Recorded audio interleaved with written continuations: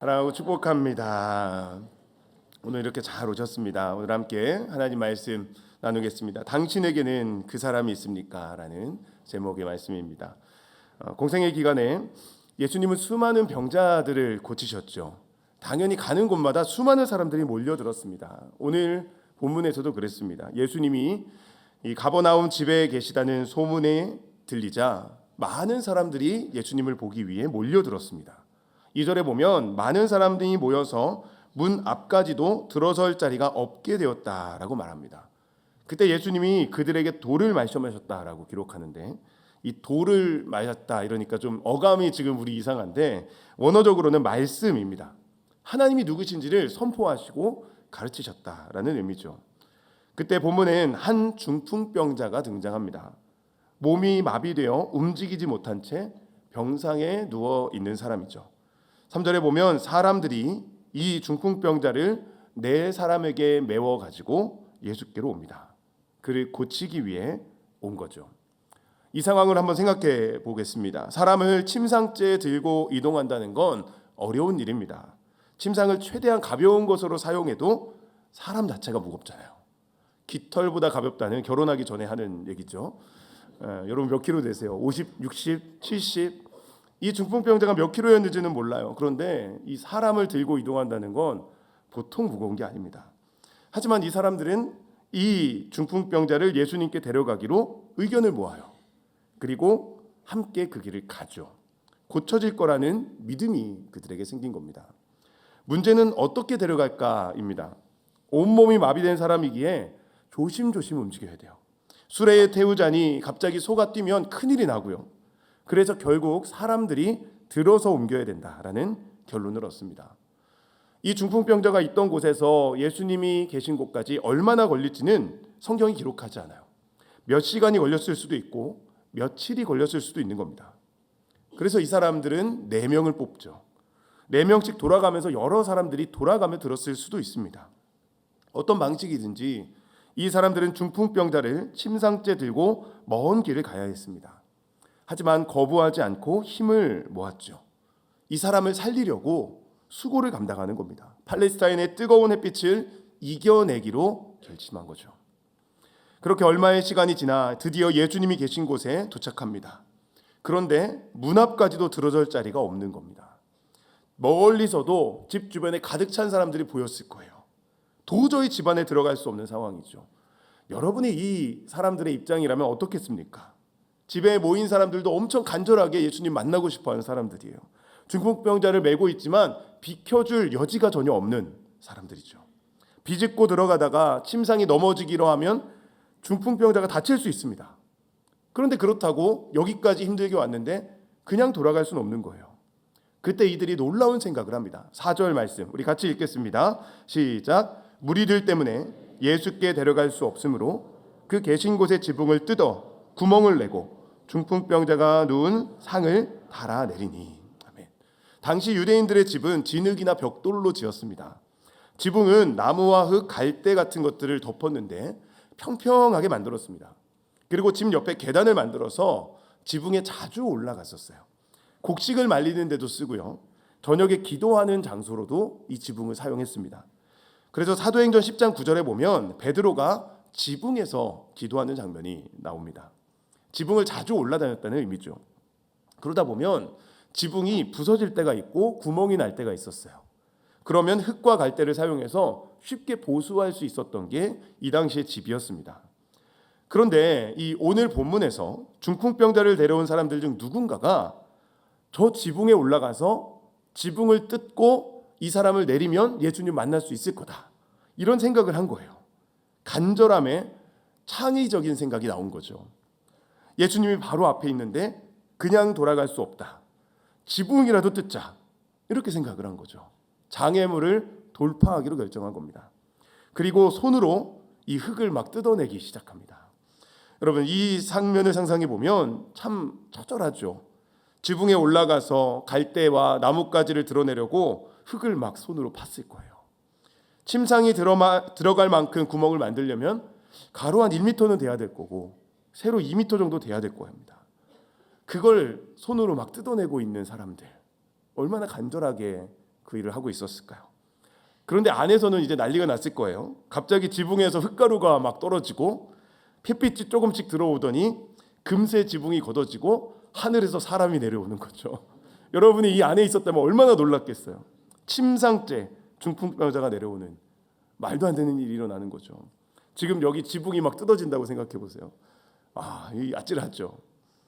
그런데 이들은 그런 무모한 도전, 어쩌면 집주인에게 폐가 될 수 있는 그런 상황을 감수하면서까지도 이 사람을 살리기 위한 간절함이 있었어요. 간절함으로 지붕까지 뚫은 거죠. 중풍병자가 살아나길 바라는 그 마음, 그 영혼을 생각하는 그 마음이죠. 그들은 이 마음이 특별한 사람들이었습니다. 고침받을 것이라는 믿음을 행동으로 바꾸는 실천력이 그 사랑하는 마음에서 나온 거예요. 그 사랑 때문에 중풍병자는 살아났죠. 본문 5절 말씀입니다. 예수께서 그들의 믿음을 보시고 중풍병자에게 이르시되 작은 자야 내 죄사함을 받았느니라 하시니, 예수님은 그들의 믿음을 보시고 죄사함을 주셨습니다. 여기서 중요한 부분은 예수님의 치유가 죄사함으로 임했다는 거예요. 이 중풍병자가 지금 짓눌려 있던 것이 어떤 죄 때문이었다는 거죠. 예수님은 그 죄를 용서해 주셨는데, 여기서 특이한 건 중풍병자가 이 죄에 대한 대가를 치르지 않았다는 겁니다. 그냥 아무것도 하지 않았어요. 그저 예수님이 이 사람들의 믿음을 보시고 이 중풍병자를 치유해 줬을 뿐이죠. 값없는 은혜를 받은 겁니다. 이 값없는 은혜가 누구를 통해 주어진 거예요? 사람들을 통해서. 이 사람들은 온몸이 마비된 이 중풍병자를 생각했고 그를 불쌍히 여겼습니다. 어쩌면 손가락 하나 까딱할 수 없을 그런 인생, 저주받은 사람으로 사람들에게 여겨져 인생의 밑바닥에서 죽을 수밖에 없는 그 인생을 불쌍히 여긴 사람들이 있었기에 이 중풍병자가 살아난 거죠. 여기서 우리는 공동체의 소중함을 봐야 합니다. 혼자서는 예수님의 이야기를 들을 수도, 예수님께 나아갈 수도 없는 중풍병자가 이 사람들을 통해 들었고 믿었고 나아갈 수 있게 되었기 때문이죠. 그는 사람들이 있었기 때문에, 공동체가 있었기 때문에 살 수 있었어요. 그래서 하나님은 사람이 혼자 사는 것이 좋지 않다 말씀하셨습니다. 혼자서는 연약하기 때문이에요. 혼자 있으면 넘어져도 일으켜줄 사람이 없어요. 부끄러움은 덜할지 몰라도 일으켜줄 사람이 없어요. 모든 사람에게는 돕는 배필, 원어적으로는 헬퍼가 필요합니다. 창세기 3장에 나오는 창세기 2장에 나오는 돕는 배필은 1차적으로 배우자를 의미합니다.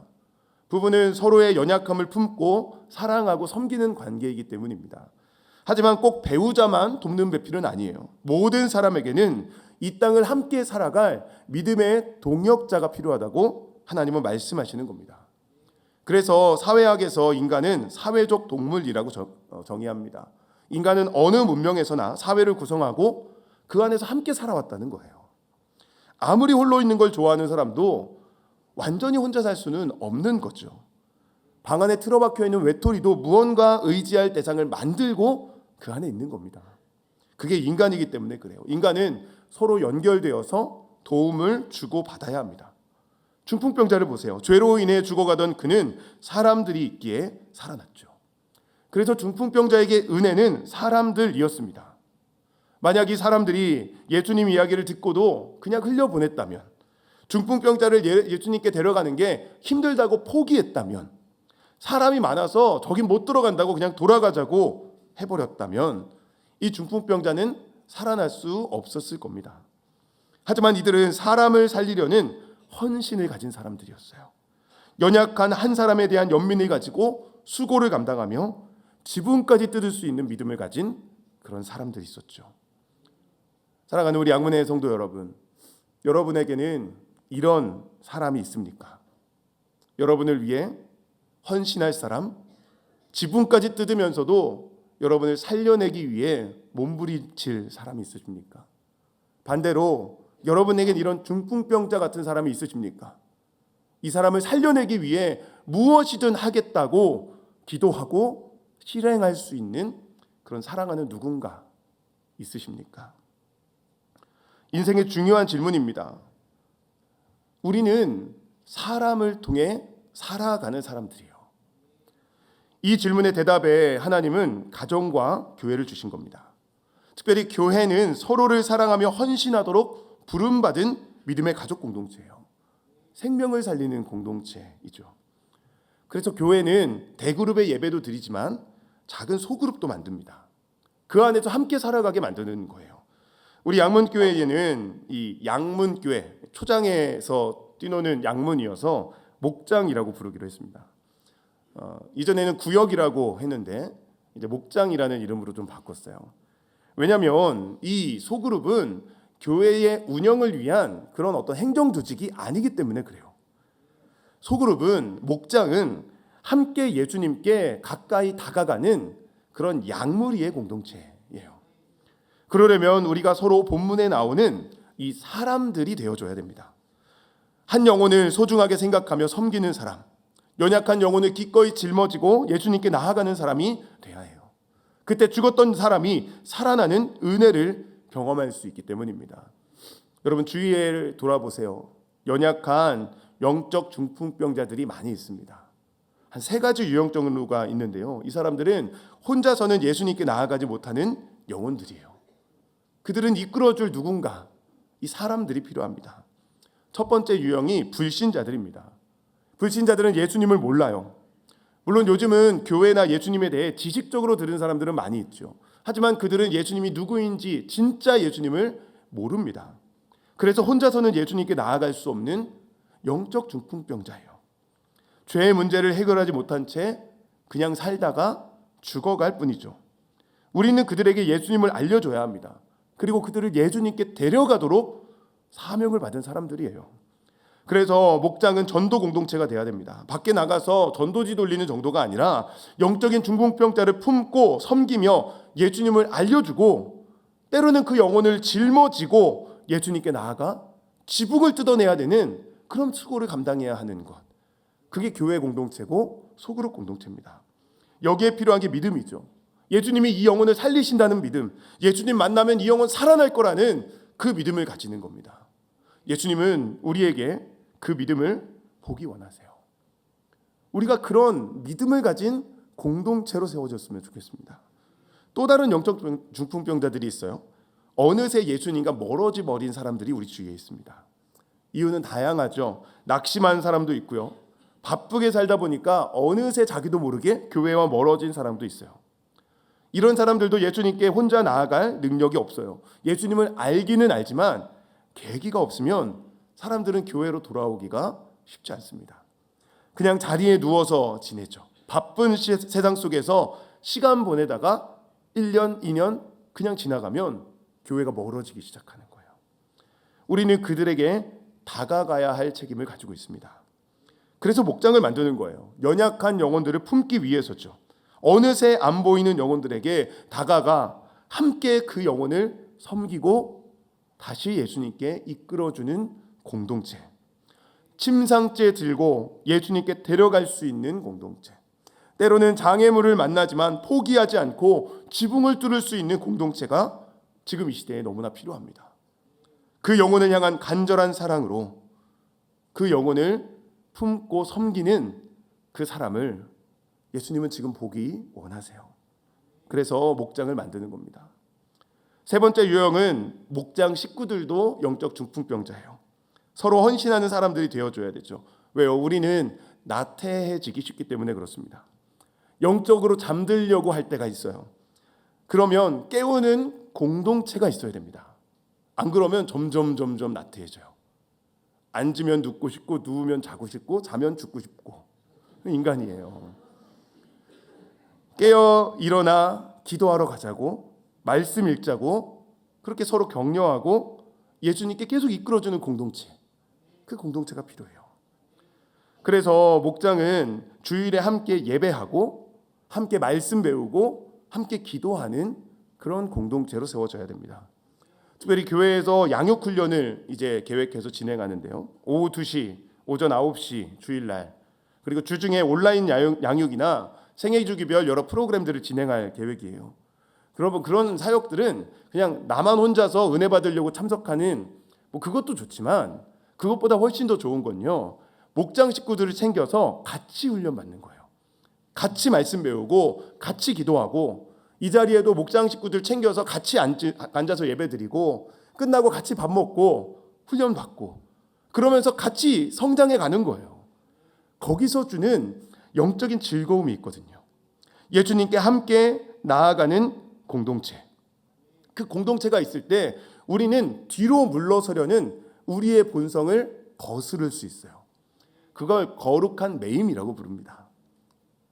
개인적으로 신앙생활 하다 보면 넘어지기 쉽기 때문에 나를 짊어지고 나아가줄 그 공동체를 만드는 거예요. 중풍병자를 예수님께 데려가는 사람들처럼 연약한 서로를 짊어지고 예수님께 나아가는 그런 공동체가 있을 때, 그때 신앙의 즐거움이 있습니다. 성숙의 기쁨을 누릴 수 있어요. 저는 그 기쁨을 많이 누리면서 성장했어요. 청년 시절 초신자 때 예수님 처음 믿었던 그때 출석하던 교회가 이 소그룹에 사랑이 있는 교회였어요.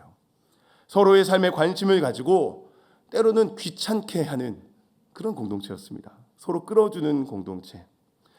당시에 제 삶에는 어두움이 가득했습니다. 제가 지금은 웃고 있지만 그때까지 웃을 줄 몰랐어요. 정말이에요. 그 용의자 몽타주상이었어요. 웃질 않아서.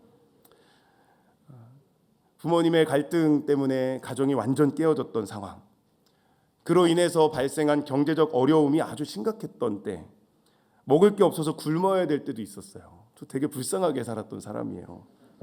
그때 예수님을 만났죠. 초신자였어요. 예수님 잘 모르지만 그냥 교회 가니까 뭔지 모르게 좋아서 교회를 다녔었습니다. 그래서 교회에서 사고를 많이 쳤죠. 맨날 늦기도 못 듣고, 예배 시간에 졸기도 많이 하고, 교회 가야 되는데 또 놀러 도망도 다니고, 가자 그러면 막 싫어하고 연락 안 받고, 제가 그랬었어요. 지금은 목사가 됐지만 그땐 그랬어요. 사고 많이 쳤어요. 근데 그때 그 공동체의 선배들, 동생들이 저를 품어줬죠. 영적 중풍병자 같은 저에게 예수님을 알려주고, 때로는 짊어지고 예수님께 나아가주는 그런 공동체가 있었어요. 한 번은 너무 낙심되는 일이 있어서 연락도 다 끊고 모자 푹 눌러쓰고 있었는데 거길 찾아온 거예요. 그래서 멱살을 잡고 끌고 가더라고요. 예배 드리러 가자고. 근데 그게 공동체잖아요. 질질질 끌려가면서도 너무 가기 싫었는데 거기서 회복을 경험하죠. 나를 넘어지지 않게 붙들어주는 공동체. 때로는 지붕을 뜯어내는 수고를 감당하는 그런 사람들도 있었죠. 나태해지지 말자고, 우리 같이 자라가자고, 그렇게 붙잡아주고 일으켜주는 공동체였어요. 힘들 때는 시간을 내서 얘기도 들어주고 밥도 사주며 위로해주는 사람들이 있었습니다. 하나님에 대한 이야기를 함께 나누며 초신자에게 하나님이 누구신지를 삶으로 가르쳐주는 사람들이 있었고, 믿음으로 살아내려고 서로 치열하게 고민하고 삶에 적용하며 넘어지는 그 아픔을 함께 공유하는 그런 공동체. 함께 주님 앞에 기도하며 울부짖을 때 내면의 고통과 아픔들이 사라져가는 그 은혜를 경험했던 공동체가 있었어요. 저렇게 살아야 되는 거구나. 저런 고민도 할 수 있는 거구나.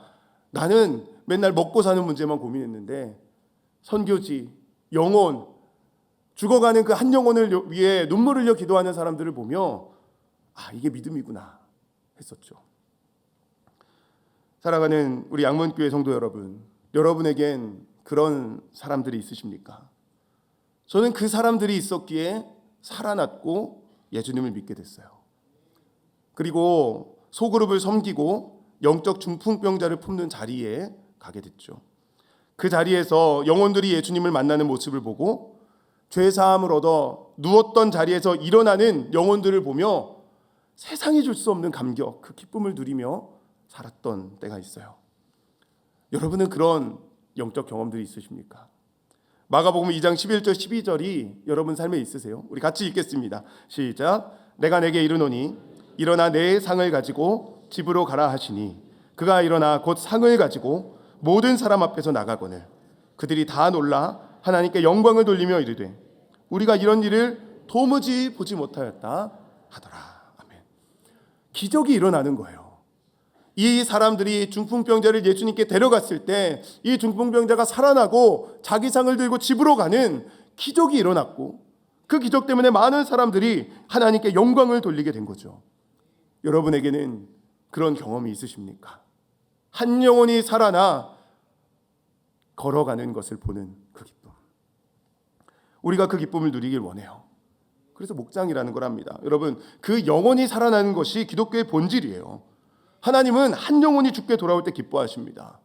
그래서 누가복음 15장 4절부터 6절에 이렇게 말합니다. 너희 중에 어떤 사람이 양 100마리가 있는데 그 중에 하나를 잃으면 99마리를 들에 두고 그 잃은 것을 찾아내기까지 찾아다니지 아니하겠느냐.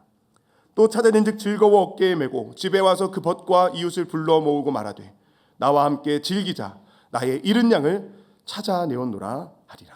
아멘. 여러분, 예수님의 관심은 잃어버린 한 영혼에 있어요. 그 영혼을 찾기까지 찾아다니시는 거죠.